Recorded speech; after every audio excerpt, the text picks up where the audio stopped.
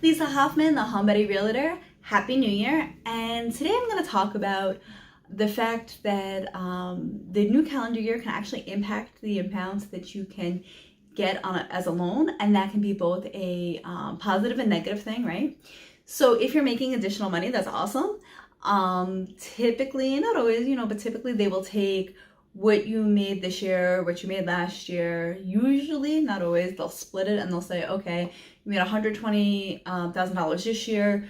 Last year you made $100,000. We'll split that. We'll say your income is 110. Sometimes they can give you the full amount. It really depends on the product, the loan officer. There are a lot of things that kind of go into it and what product's being used, but that's usually how it works. Unfortunately, if you go the opposite way, if you made $120,000 last year and now this year you only made $100,000, they're going to say, okay, your income earning potential is $100,000. So that does hurt you a little bit.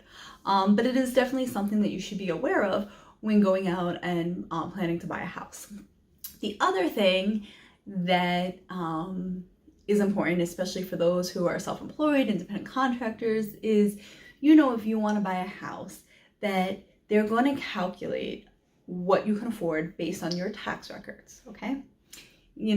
There are bank statement programs where they say, okay, we're not going to look at your tax records, we're going to look at what's in the bank.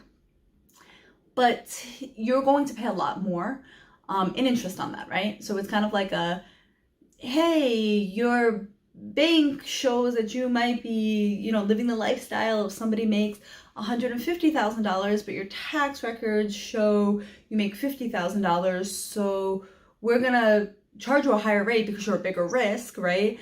And go off that $150,000.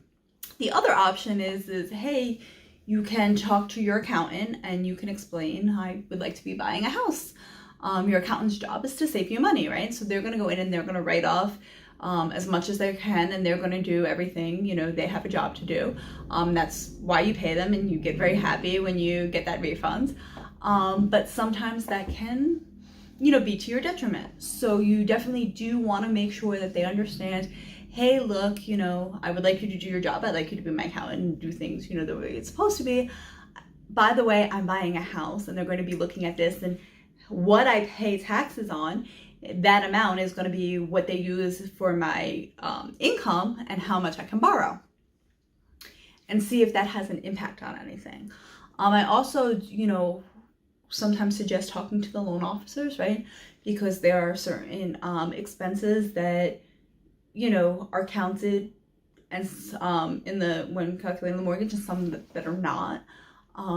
So it is really helpful to have an accountant who may be able to speak to a loan officer or has some of that knowledge so that they can best represent you, because at the end of the day, you want everybody to do their jobs well, and you want to be able to afford a house.